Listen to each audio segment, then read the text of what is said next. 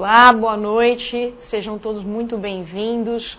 Nós vamos dar início ao primeiro Eugênio Invest Talk Show. Eu sou a Cláudia Algelli e esse aqui ao meu lado é meu grande amigo Peter Wilson. Boa noite. Como vocês já me conhecem, eu vou pedir para o Peter contar um pouquinho da história dele. O Peter começou comigo no mercado. Conta pra gente, Peter. Bom, Cláudia, eu tenho 20 anos de mercado financeiro. Eu comecei como trader de tesouraria internacional, operando renda fixa e renda variável. Cheguei a trabalhar um tempo no pregão, lá embaixo, quando era roda, operando ações. Depois fui para uma mesa de operação. Nesses 20 anos, operei todos os mercados, desde o Brasil até a Ásia, e hoje continuo operando bastante. Sou professor de universidade, de MBAs, de avaliação de empresas e fusões e aquisições, e tenho uma carteira própria e opero para os meus clientes. Vocês veem que estamos bem acompanhados aqui no estúdio hoje, né? Bom, pessoal, a ideia desse programa tem muito a ver, tá em linha com a ideia da criação da Eugênio Invest. Nós criamos a Eugênio Invest com o intuito de trazer projetos de entretenimento que possam diverti-los e, ao mesmo tempo, informá-los e ensiná-los sobre o mercado. Hoje a gente vai tratar sobre um tema que bastante atual, que voltou a nos assombrar, que é a inflação, né? A inflação ela voltou a bater na porta, principalmente dos países emergentes em franco crescimento, e esse vai ser o assunto aqui da nossa conversa. Eu gostaria de lembrá-los que embaixo do vídeo que vocês estão assistindo, vocês podem dar um refresh, um atualizar na página de vocês e podem nos enviar perguntas. No terceiro bloco, eu e o Peter vamos estar aqui respondendo as dúvidas e comentários de vocês. Também vamos ter a participação de um convidado ilustre, o Blue Chip, que está aqui nos nossos estúdios.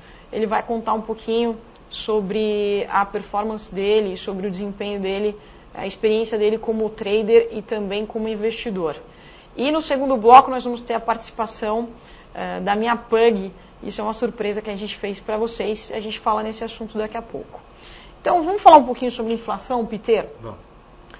Qual que é teu view para os próximos meses? Como é que você acha que a inflação ela pode impactar na bolsa? Enfim, vamos falar alguma coisa que possa fazer diferença na vida da pessoa física. Legal. Inflação tem uma relação muito grande entre bolsa e inflação. Tá? Essa relação, em alguns momentos, ela pode ser negativa. Essa correlação pode ser negativa. E acho que é um dos momentos que a gente está vivendo agora. Em função da incerteza de como esse novo governo vai atacar esse aspecto da inflação. Quer dizer, a gente percebeu como o governo Lula, ele veio atuando de uma forma muito forte para conter essa inflação. Nesse novo governo, isso ainda não está claro, Cláudia. Por que eu falo que não está claro ainda? Porque para conter a inflação, a gente tem algumas ferramentas, né? O governo tem algumas ferramentas. Taxa de juros é uma delas. Uhum. Corte de gastos é outra. Uhum. Essas são as duas principais ferramentas que o governo tem. Logicamente, cortar crédito através de compulsórios já foi feito no passado. O governo deu uma sinalização que vai cortar gastos de 50 bilhões de reais. Uhum. Só que não falou como ainda. Então isso deixa uma espada em cima do mercado, né? Então tem esse ponto. E a gente não sabe agora, com essa mudança no Banco Central, quão forte, então, como é que a mão vai ser, quão pesada vai ser a mão do Banco Central para tentar segurar essa inflação. Existem vários analistas de mercado com vários tipos de viés. Alguns deles falando, olha, a inflação pode romper a meta do governo, que é a meta de 6,5%. Aliás, a maioria, né? A grande maioria. E tem alguns falando, olha, isso aí são alguma coisa pontual. Eu acho que a gente vai ficar na banda de cima, é a minha perspectiva. Tá? Acima do 6,5%? Não, vai ficar perto do 6,5%, podendo passar um pouco em determinado momento e depois regredindo um pouco. Tá. Só para a gente voltar um passo atrás, vamos falar um pouquinho sobre como é que funciona, né, o nosso sistema de bandas, né? Como é que a gente está entre 4,5% e 6,5% e tem a meta também, né? Vamos falar um pouquinho sobre isso. Na verdade, a meta do Banco Central de inflação é 4,5. E você tem uma variação de 2 para cima e 2 para baixo. Isso. Né? 6,5 para cima e 6,5 para baixo. Dentro disso, dentro desse quadro, você é como se a gente estivesse operando na normalidade. Mas como a gente veio de um quadro muito benigno de inflação esses últimos anos, o mercado espera que a gente esteja no meio da banda. Entendeu? O ano passado, vale lembrar que a gente cresceu 7,6%, né? E a gente bateu, quer dizer, a inflação passou um pouco essa banda. Então, passou um pouco a banda não, passou um pouco essa meta, né?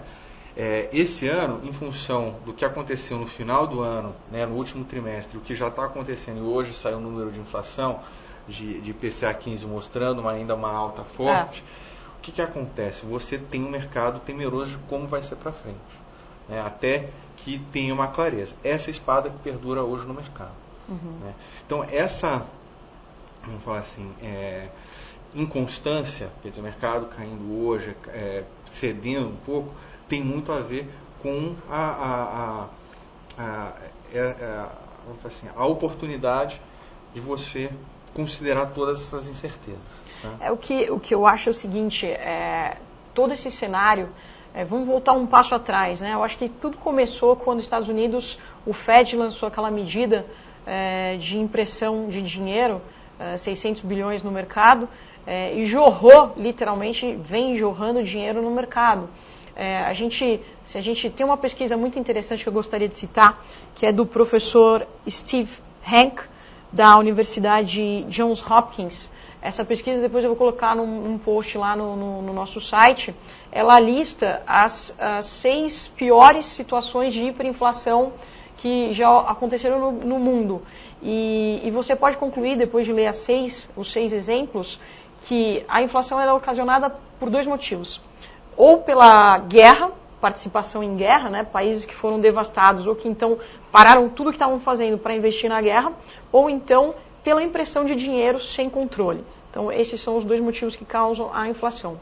Voltando um pouquinho atrás para o ano passado o que ameaçava o mercado era a deflação nos Estados Unidos. Isso. Então, como uma forma de se proteger, os Estados Unidos falou, não, eu vou começar a imprimir dinheiro. E começou a imprimir dinheiro no mercado.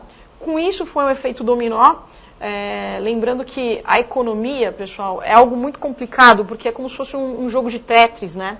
Você mexe uma pecinha aqui que influencia todo mundo.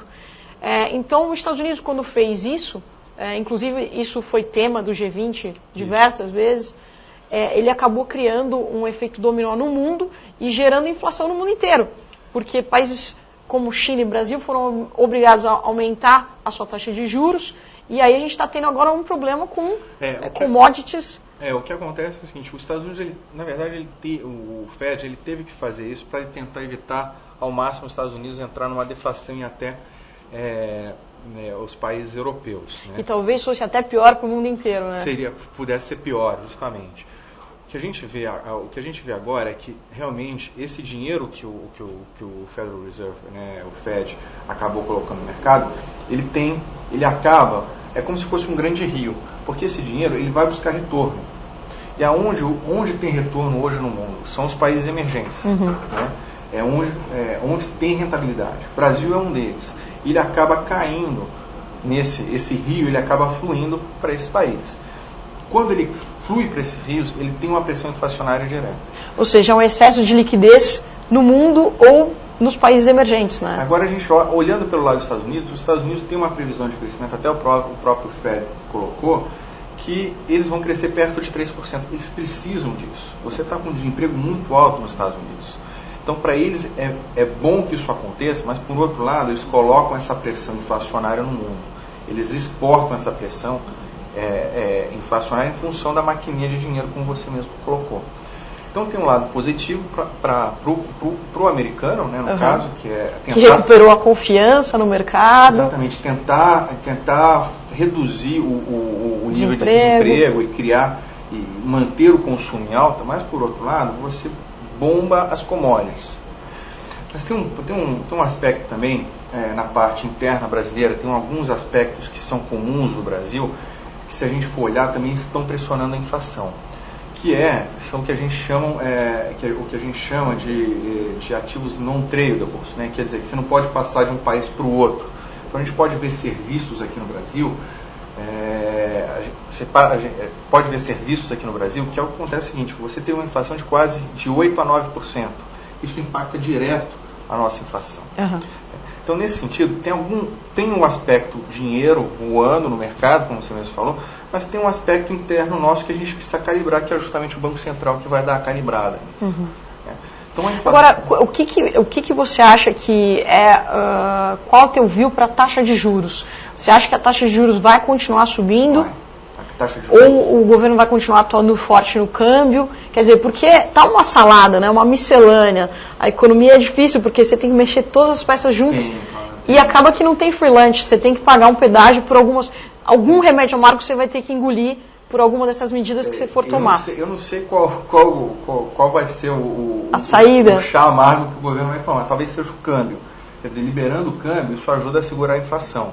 Parece que não temos mais câmbio flutuante no Brasil, né? Às vezes a gente acha que não, ele está tentando segurar um pouco.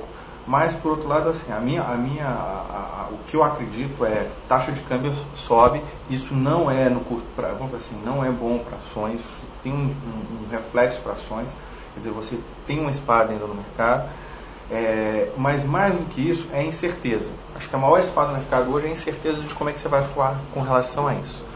Então, você tem períodos onde a taxa de juros sobe, bolsa sobe? Tem, porque as coisas estavam claras. Hoje em dia, você tem esse problema porque as coisas não estão tão claras. Então, se a gente fosse colocar trigger para mercado, para bolsa, na minha experiência, eu colocaria, na hora que tiver uma clareza por parte do governo, falando como é que a gente vai atacar essa inflação e quais são as medidas, eu acho que os investidores, não só locais como os internacionais, vão ficar mais à vontade para voltar a investir. Então, eu ouvi uma coisa muito interessante, queria até saber a tua opinião sobre isso. Na verdade, eu ouvi um comentário, você sabe que as bolsas americanas estão recuperando aí topo histórico, né? E a gente sabe que historicamente o S&P 500 ele tem uma correlação muito alta, muito forte com o óleo tipo Brent. Isso. Então, há quem diga que essa alta ela não foi qualitativa, não foi impulsionada por fundamento, mas sim por conta de excesso de liquidez no mercado e barril de petróleo acima aí de $100, $108. O que você acha? Qual é o teu feeling disso aí? Eu acho que tem um pouco dos dois. Eu acho que o dinheiro sobrando realmente faz com que a Bolsa Americana suba, porque você vai buscar ativos de risco. A Bolsa Americana ela tem prêmio hoje, se a gente considerar.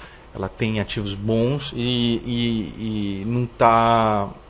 Em função dos lucros que deram, quer dizer, dos retornos dos últimos anos, em função também de algumas empresas estarem com muito caixa, tem prêmio, quer dizer, tem algumas, tem para subir. Ou seja, ele quis dizer que para o investidor ainda tem um lucro, tem um upside. Tem um upside ainda aí no jogo. Agora, com relação ao petróleo, a gente tem que tomar muito cuidado, porque petróleo acima de $100, ele viabiliza muitas energias alternativas, né? Não é nem do interesse da OPEC que ele fique muito tempo em cima de $100. Uhum. Então, isso aí também tem um geopolítico por trás. Mas, com certeza, eu concordo contigo que, em função de você ter muito dinheiro sobrando, em função da maquininha que a gente conversou, isso reflete diretamente nos preços.